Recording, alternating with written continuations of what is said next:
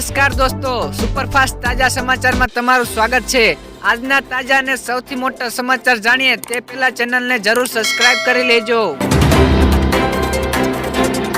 સૌથી પહેલા દોસ્તો આપણે વાત કરીએ તો 7/12 હુલામણા નામ અને સ્થાને સુધારો કરી આપવા માટે સરકારે આદેશ જારી કર્યા છે। તો ગુજરાત સરકારની તાલુકા મામલતદાર કચેરીઓમાં ભૂતકાળમાં ખેડૂતોના હુલામણા નામ હોય તો તેમાં ખાલી ભાઈ, કુમાર કે જી જેવા શબ્દોમાં પણ સામાન્ય સુધારો કરી આપવામાં આવતો નથી, જેના કારણે ખેડૂતોને બેંક ધિરાણ મેળવવામાં કે પાક ધિરાણ લેવામાં ખૂબ જ તકલીફો પડે છે। તો આવી રજૂઆતો કૃષિ મંત્રી રાઘવજી પટેલ દ્વારા કરતા મહેસૂલ વિભાગના સેક્શન અધિકારીની સહિતથી રાજ્યના તમામ મામલતદારોને જો ખેડૂત ભાઈનો ઈરાદો શુદ્ધ હોય તેવા 7/12 ભાઈ, કુમાર કે જે જેવા શબ્દ માન્ય શબ્દોનો સુધારો કરવા નિયમાનુસાર કાર્યવાહી કરવાના આદેશો જારી કર્યા છે। તો બીજા સૌથી મોટા સમાચાર સામે આવ્યા છે। ગુજરાતને લઈને મોટો ઓપિનિયન પોલ, લોકસભાની ચૂંટણીને લઈને ઇન્ડિયા ટીવીએ ઓપિનિયન પોલ સામે આવ્યું છે। તો આ પોલ મુજબ ભાજપને 26માંથી 26 સીટો મળી રહી છે, તો કોંગ્રેસ અને આમ આદમી પાર્ટીને ફાળે એક પણ સીટ ગઈ નથી। તો આ પોલ પ્રમાણે ગુજરાતમાં સતત ત્રીજી વાર ભાજપ ક્લીન સ્વીપ કરશે। તો 2014 અને 2019ની લોકસભાની ચૂંટણીમાં પણ ભાજપે 26 સીટો જીતી હતી। તો આ વખતે ગુજરાતમાં પણ 7 મેના રોજ મતદાન થવાનું છે। તો દોસ્તો તમને શું લાગે છે કે કઈ પાર્ટીનો વિજય થશે? આગળ વધુ એક સૌથી મોટા સમાચાર સામે આવ્યું છે। આવનારા 5 દિવસ માટે મોટી આગાહી। ગુજરાતમાં આગામી 5 દિવસને લઈને હવામાન વિભાગે આગાહી કરતા જણાવ્યું હતું કે આ મુજબ રાજ્યમાં વાતાવરણ શુષ્ક રહેશે, તો તેની સાથે જ તાપમાન યથાવત રહેશે। તો હાલ તાપમાન વધવાની શક્યતાઓ નહિવત છે, ઉપરાંત કેટલાક વિસ્તારોમાં 1 થી 2 ડિગ્રી જેટલું તાપમાન પણ વધી શકે છે। તો દરિયાકાંઠાના વિસ્તારોમાં પશ્ચિમ દિશા તરફથી પવનો ફૂંકાશે, તેમજ જમીની વિસ્તારો પર પશ્ચિમી અને ઉત્તર પશ્ચિમ દિશા તરફથી પવનોની ગતિ રહેશે, તો તેથી વાતાવરણમાં પલટો પણ આવી શકે છે। બીજા સૌથી અગત્યના સમાચાર સામે આવે છે। ભક્તો માટે લાઇટ એન્ડ સાઉન્ડ શો। સાળંગપુરમાં સ્થાપિત 54 ફૂટની હનુમાનજીની પ્રતિમા ધ કિંગ ઓફ સાળંગપુર ઉપર લાઇટ એન્ડ સાઉન્ડ શો શરૂ થશે। તો શનિવાર, રવિવાર તેમજ મંગળવાર અને અમાસ પૂનમ તેમજ તહેવારોના દિવસે સાંજે 3 વાર શો યોજાશે। તો 4D ઓગમેન્ટેડ રિયાલિટી એટલે કે AR ટેકનોલોજી જે કેનેડાની છે તેનો ઉપયોગ પણ કરવામાં આવશે। તો હનુમાનજીનું જીવન ચરિત્ર અને સાળંગપુર ધામનો મહિમા તેમાં દર્શાવવામાં આવશે। તો ભક્તો માટે આ શો વિના મૂલ્ય નિહાળી શકશો। ત્યાર પછી દોસ્તો બીજા સૌથી મહત્વપૂર્ણ સમાચાર મળ્યા છે। PSI અને લોકરક્ષક ભરતીની પરીક્ષાને લઈને મોટી અપડેટ મળી છે। તો IPS હસમુખ પટેલે મોટી જાહેરાત કરી છે। તે મુજબ PSI અને લોકરક્ષક ભરતીની પરીક્ષા ઓફલાઈન લેવામાં આવશે। તો હસમુખ પટેલે ટ્વીટ કરીને જણાવ્યું હતું કે આ પરીક્ષાને ઓફલાઈન લેવામાં આવશે। તો પોલીસ દળમાં કુલ 12,472 ખાલી જગ્યાઓ માટે સીધી ભરતી થવાની છે। તો આ માટે ઓનલાઈન અરજીની પ્રક્રિયા 4 એપ્રિલથી શરૂ થશે, જેની છેલ્લી તારીખ 30 એપ્રિલ 2024 છે।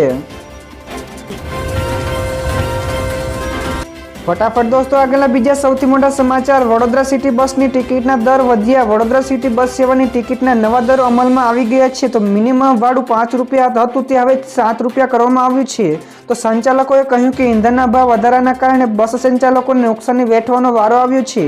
તો ઘણા લાંબા સમય બાદ ભાવમાં વધારો કર્યો છે। તો શહેરના વિવિધ રૂટ ઉપર 130 જેટલી સિટી બસો દોડી રહી છે। તો દરરોજ 1 લાખથી પણ વધુ નાગરિકો સિટી બસ સેવાનો ઉપયોગ કરી રહ્યા છે। આગળ દોસ્તો વધુ એક સૌથી મોટા સમાચાર મળ્યા છે। મોબાઈલ યુઝર્સને લઈને મોટો નિર્ણય। 15 એપ્રિલ 2024 પછી દેશમાં કોલ ફોરવર્ડિંગની સેવા બંધ થઈ જશે। તો આ મામલે દૂરસંચાર વિભાગે તમામ ટેલિકોમ કંપનીઓને USSD આધારિત કોલ ફોરવર્ડિંગ સેવા બંધ કરવાના આદેશો આપી દીધા છે। તો 15 એપ્રિલ પછી તમે કોલ ફોરવર્ડ નહીં કરી શકો। તો દેશમાં દરરોજ ઘણી ઓનલાઈન છેતરપિંડી થાય છે, તેને રોકવા માટે સરકારે આ મોટો નિર્ણય લીધો છે, જેને લઈને એક નોટિસ પણ જારી કરવામાં આવી છે। આગળ દોસ્તો બીજા સૌથી અગત્યના સમાચાર મળ્યા છે। પ્રથમ ફેક્ટરી ગુજરાતના ધોલેરામાં બનશે। જ્યાં દર્શક મિત્રો વિદેશ મંત્રી S જયશંકરે રાજકોટ આવ્યા હતા, ત્યારે તેમણે કહ્યું કે સેમિકન્ડક્ટર ચિપ માટે સ્પર્ધા તેજ બની રહી છે। તો ગુજરાતના ધોલેરામાં તેનું પ્રથમ ઉત્પાદન યુનિટ બનશે। તો તેને અનુરૂપ ઇજનેરી કોર્સ ભણવાના 104 વિશ્વવિદ્યાલયમાં પ્રક્રિયા ચાલુ છે। તો આશરે 50,000 ઇજનેરોએ આ ક્ષેત્રમાં રોજગારી મળશે। તો સેમિકન્ડક્ટર ચિપ ઇલેક્ટ્રોનિક્સ ઉત્પાદનમાં કેન્દ્ર સ્થાને હોય છે। તો UN સિક્યુરિટી કાઉન્સિલમાં ભારતને કાયમી સભ્યપદ પણ અવશ્ય મળશે। ત્યાર પછી દોસ્તો આગળના બીજા સમાચાર શેર માર્કેટ વિશે પણ મળી રહ્યા છે. તો ગઈકાલે કડાકા સાથે બંધ રહ્યું હતું શેર બજાર. તો શેર બજારમાં ગઈકાલે ઘટાડા સાથે બંધ થયું. તો BSE સેન્સેક્સમાં 110 પોઈન્ટ ઘટાડા સાથે 73,903 અંક ઉપર બંધ રહ્યું, જ્યારે NSEના નિફ્ટીના સૂચકાંકમાં પણ 8 પોઈન્ટનો ઘટાડા સાથે 22,453 અંક ઉપર બંધ રહ્યો હતો. તો બેંક નિફ્ટીમાં પણ ગઈકાલે 32 પોઈન્ટ ઘટીને 47,545 અંક ઉપર બંધ રહી હતી.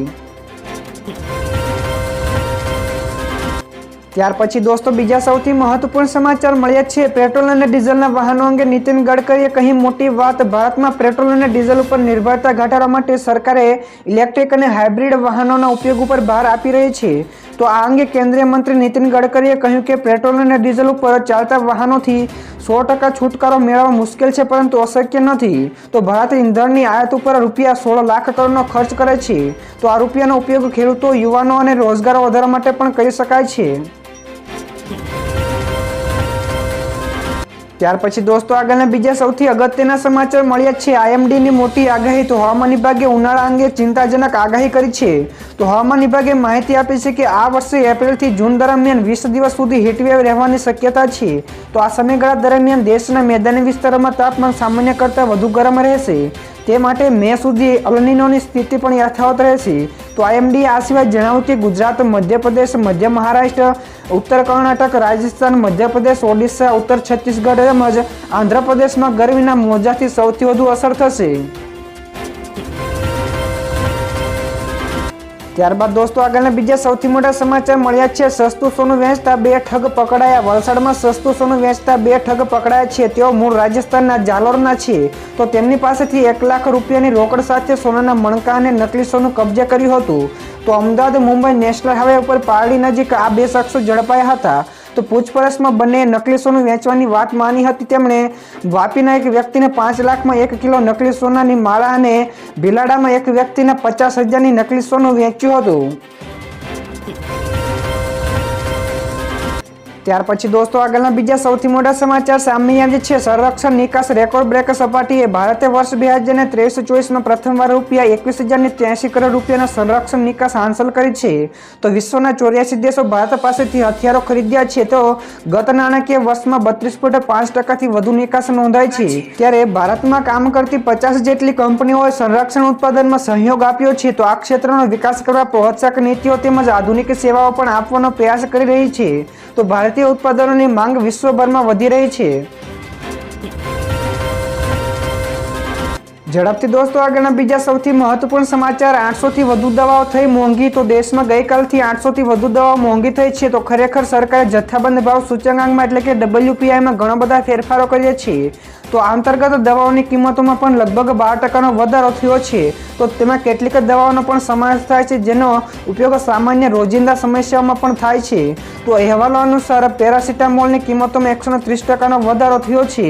તો આ સિવાય પેનકિલર, એન્ટીબાયોટિક્સ અને એન્ટી ઇન્ફેક્શનની દવાઓ પણ મોંઘી થઈ છે.